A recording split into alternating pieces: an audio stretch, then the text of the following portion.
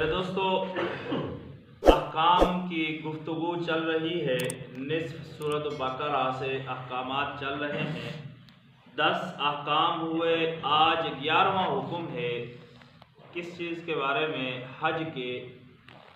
اب یہاں پر صرف آج نہیں، آگے کافی آیاتوں کے اندر حج کا تذکرہ ہے، جس کے اندر اللہ پاک حج کے احکامات بتا رہے ہیں۔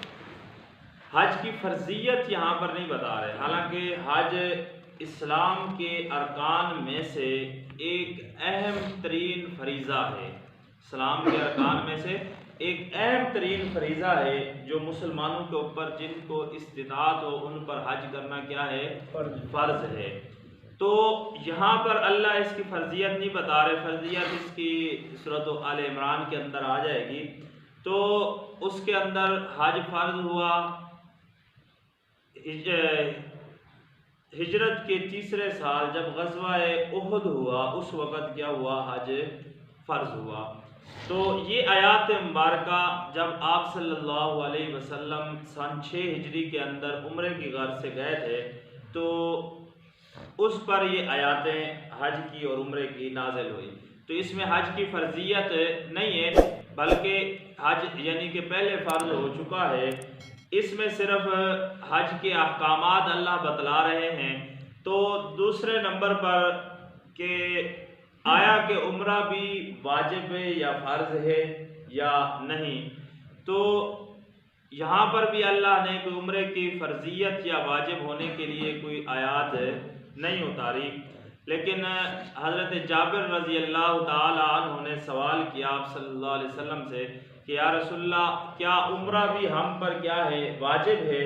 تو آپ صلی اللہ علیہ وسلم نے فرمایا کہ واجب تو نہیں ہے، ہاں جب اس کو شروع کر دو پھر پورا کرنا تمہارے اوپر واجب ہے۔ جیسے نفلی روزہ کوئی رکھ دے تو نفلی روزہ کوئی واجب اور فرض نہیں ہے۔ اگر کوئی اپنی مرضی سے نفلی روزہ رکھ لے تو اب اس کا شام تک پورا کرنا کیا ہے؟ اس پر واجب ہے، اس کو پورا کرے گا۔ نفلی نماز ہو، نفلی نماز کی نیت باندھ لی تو نفلی نماز کی واجب اور فرض نہیں ہے، لیکن جب تم نے اس کی نیت باندھ لی ہے تو اب تمہارے اوپر اس کو پورا ادا کرنا کیا ہے؟ واجب ہے۔ عمرہ بھی اسی طرح ہے، اگر استطاعت ہو تو، اگر نہیں کیا تو کوئی اس پر کوئی گناہ نہیں ہے، کیونکہ گناہ اس چیز پر ہے جو فرض یا واجب کے درجے کے اندر ہو۔ اپنی مرضی سے اللہ نے استطاعت دی، عمرہ کیا، ہاں جب احرام باندھ لیا، عمرہ شروع کر لیا، اب اگر اس کو توڑو گے یا چھوڑو گے تو پھر اس کے یعنی کہ حج آئیں گے، جانور دینا پڑے گا، پھر اس کی قضا بھی آئے گی، کیونکہ اب وہ واجب ہو چکا جب تم نے اس کو شروع کر لیا۔ جب شروع نہیں کیا تھا وہ واجب نہیں تھا۔ تو اب ان آیات مبارکہ کے اندر کچھ مسائل ہیں۔ سب سے پہلے تو اللہ نے یہ فرمایا کہ حج اور عمرے کو مکمل کرو، کس کے لیے؟ اللہ کی رضا کے لیے۔ اب اگر کوئی دشمن حائل ہو جائے، جیسے اصل میں نے آپ کو بتایا نا کہ آپ صلی اللہ علیہ وسلم کے سن 6 ہجری میں جب آپ گئے تھے تو اس وقت یہ آیات مبارکہ نازل ہوئی تھی۔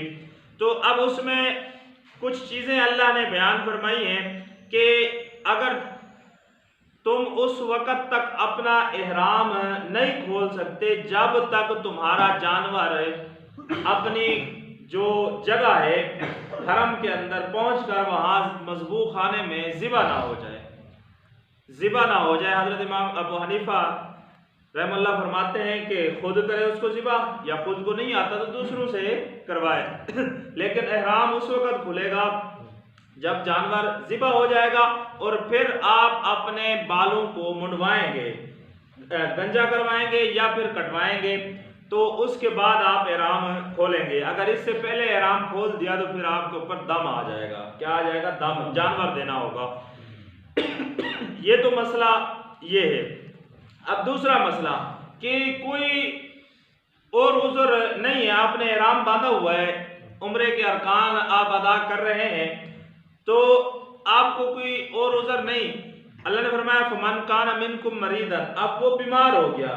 حضرت امام ابو حنیفہ رحم اللہ کے نزدیک یعنی کہ بیماری بھی اسی مسئلے کے اندر آتی ہے کہ جس طرح کوئی کسی کو کوئی دشمن روک لے اور وہ حج پر نہ جا سکا، جیسے آپ صلی اللہ علیہ وسلم کو روک لیا گیا تھا صحابہ کرام کو، تو آپ نے وہاں پر کیا کیے، سر بھی منڈوائے اور جانور بھی ذبح کیے اور پھر اس کی قضا اگلے سال ادا کی۔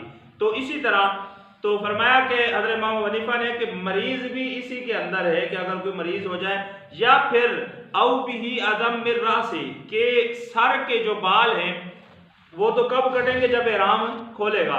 اب سر کے اندر کوئی تکلیف ہو گئی یا پھر سر کے اندر کوئی جوئیں پڑ گئی جو اسے تکلیف دے رہی ہیں، جو اسے کیا دے رہی ہیں، تکلیف دے رہی ہیں، تو اگر اس وجہ سے اس نے ضرورت کی مقدار کے مطابق کٹوا لیے تو اب ففدیۃ من صیام، فدیہ دے گا روزے سے، او صدقہ یا صدقے سے، او نسک یا قربانی سے۔ اگر استطاعت ہے تو گائے دے، بکری دے یا اونٹ دے، جو بھی، لیکن یہاں پر اللہ نے کوئی مقدار متعین نہیں کی۔ لیکن احادیث مبارکہ کے اندر حضرت کعب بن عجرہ رضی اللہ تعالی عنہ ان سے اس طرح کا کوئی کام ہوا تو آپ صلی اللہ علیہ وسلم نے فرمایا کہ تم جو ہے نا اس پر یا تو جانور ذبح کرو، جانور تو ظاہر ہے جون سی استطاعت ہے، بکرا کرے یا جو بھی، یا پھر روزہ رکھو یا پھر صدقہ دو، یعنی کہ صدقہ کتنا، جو آپ صلی اللہ علیہ وسلم نے فرمایا کہ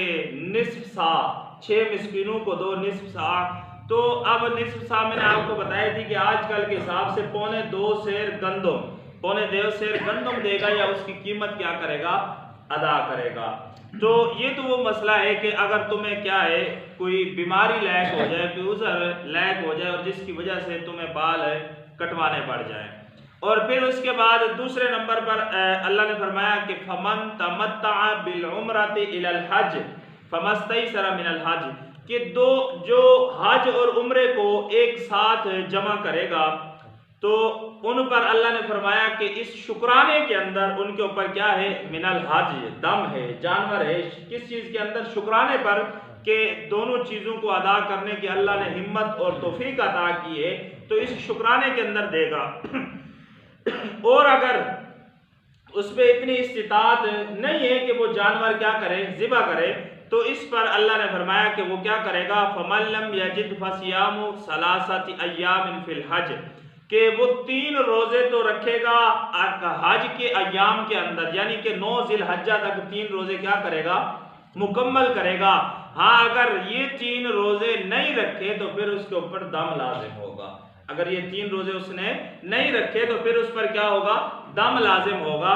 یہ 3 روزے 9 ذی الحجہ تک پورے کرے گا، اور اس کے بعد فرمایا کہ فی الحج وَسَبْعَةٍ إِذَا رَجَعْتُمْ، باقی 7 روزے ارکان حج ادا کرنے کے بعد اب وہ وہی مکہ مکرمہ میں ٹھہر کر 7 پورے کرے یا پھر اپنی جگہ واپس آ کر 7 پورے کرے۔ تو اللہ نے فرمایا تِلْکَ عَشْرَةٌ کاملہ، یہ 10 روزے ہیں جو حجیہ نہ دے سکے، دم نہ دے سکے، جانور نہ دے سکے، ان دونوں کو جمع کرنے۔ اب جمع کرنا کیسا، جمع کرنا 2 طریقوں سے، ایک تو یہاں پر آیا ایک یہ کہ آپ یہاں سے جاتے ہیں اور جب آپ میقات میں، حدود میقات میں جب پہنچتے ہیں تو میقات سے آپ کیا کر لیتے ہیں، احرام باندھ لیتے ہیں، احرام باندھ لیتے ہیں، وہاں سے باندھنا لازم ہے، وہاں سے نہیں باندھنے کے احرام، یعنی کہ حج کے لیے اگر وہاں سے آپ نے دونوں احرام ایک ساتھ باندھ لیے، وہاں سے دونوں احرام ایک ساتھ باندھ لیے تو اب اسی کے اندر عمرہ کرو گے، عمرہ کرنے کے بعد احرام کھول نہیں سکتے، بلکہ جب حج ادا ہوگا، حج کو ادا کرنے کے بعد ان دونوں کا احرام ایک ساتھ کھلے گا، جس کو اصلاح حدیث کے اندر قران کہا جاتا ہے، حج قران کہا جاتا ہے کہ دونوں حج اور عمرے کا احرام کیا ہے، ایک ساتھ باندھا جاتا ہے۔ اور دوسرے نمبر پر کہ آپ یہاں سے گئے میقات سے، آپ نے احرام باندھنا عمرے کی غرض سے کہ میں نے کیا کرنا ہے، عمرہ کرنا ہے، تو اب آپ نے یہاں سے جب احرام باندھ لیا تو باندھنے کے بعد آپ نے جو عمرے کے ارکان ہیں آپ نے وہ ادا کیے، اور اس کے بعد آپ کیا کریں گے، احرام کو کھول دیں گے، اور پھر جب حج کے ایام کے لیے آپ وہیں پھر حرم سے ہی، یعنی کہ حدود میقات سے وہیں سے کیا کریں گے، اپنا احرام حج کا باندھ لیں گے۔ اور اس حج اور عمرے کو جمع کرنے کو حج تمتع کہا جاتا ہے، جو یہاں پر اللہ نے فرمایا فمن تمتع، اس وجہ سے کہ یہ جو لفظ تمتع ہے یہ دونوں قسموں پر حاوی ہے اور یہ عام ہے، ٹھیک ہے۔ اب وہاں سے اگر دونوں کو ایک ساتھ باندھیں گے تو اسے قران کہتے ہیں، اور اگر علیحدہ علیحدہ باندھیں گے تو پھر اسے حج تمتع کہا جاتا ہے۔ تو یہ دو حج اور عمرہ ہیں۔ اور اس کے بعد اب یہ جو حج اور عمرہ کا ایک ساتھ ادا کرنا، یہ ایک زمانہ جاہلیت کے اندر اللہ نے ایک چیز کی اصلاح فرمائی کہ ان کے اندر یہ تھا کہ آپ ایک احرام سے حج اور عمرہ دونوں نہیں کر سکتے۔ زمانہ جاہلیت کے اندر ان کے اندر یہ رواج تھا کہ ایک ہی احرام سے آپ حج اور عمرہ ایک ساتھ ادا نہیں کر سکتے، آپ کریں گے تو آپ گناہ گار ہوں گے۔ تو اس پر اللہ نے اس کی اصلاح فرمائی کہ ہاں جو حدود میقات کے اندر رہنے والے ہیں، حدود حرم کے آس پاس جو رہنے والے ہیں، جو وہاں کے مقامی ہیں، تو انہیں تو حج کے بعد اگر وہ عمرہ جب کرنا چاہے انہیں کوئی دشواری وہاں پر پیش نہیں آتی، اور نہ ہی انہیں کوئی خاص سفر کرنا پڑتا ہے عمرے کے ادا کرنے کے لیے۔ اب جو شخص دور دراز سے آئے گا تو اگر وہ صرف یہاں سے حج ہی کرے گا تو اس کے لیے دوبارہ عمرے کے لیے جانے کے لیے تو اس کے لیے ظاہر سی بات ہے دشواری ہے، جانے کا کرایہ، اخراجات بھی، اور پھر راستے کے حساب سے ہر چیز، یعنی کہ اس کے لیے کیا ہے، مشکل ہے۔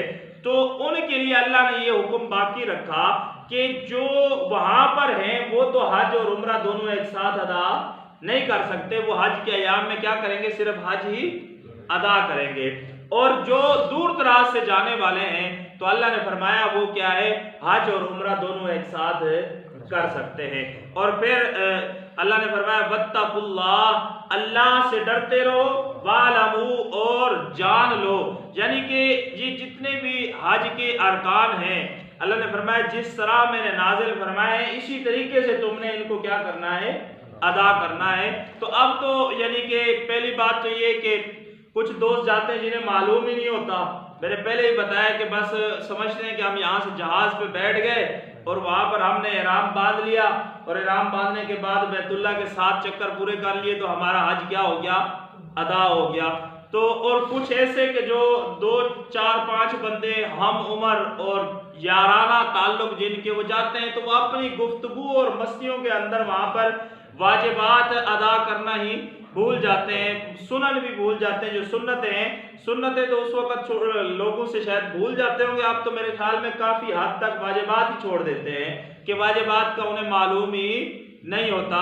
تو اس وجہ سے یہاں سے جو پیسے لگا کر اور خرچ کر کے وہاں تک پہنچے اور پھر بھی حج اپنا صحیح طریقے سے ادا کر کے نہ آئے تو آج کے دور سے 5-6 لاکھ روپیہ پھر اس نے ضائع کیا ہے۔ جب تک وہ صحیح طریقے سے حج عمرہ ادا نہیں کرے گا تو وہ ادا نہیں ہو سکتے۔ تو اللہ نے فرمایا اگر تم جان بوجھ کے ان کو چھوڑو گے اور اپنی مستی کے اندر رہو گے، غفلت کے اندر رہو گے، تو اللہ نے فرمایا پھر سن لو ان اللہ شدید العقاب، کہ اللہ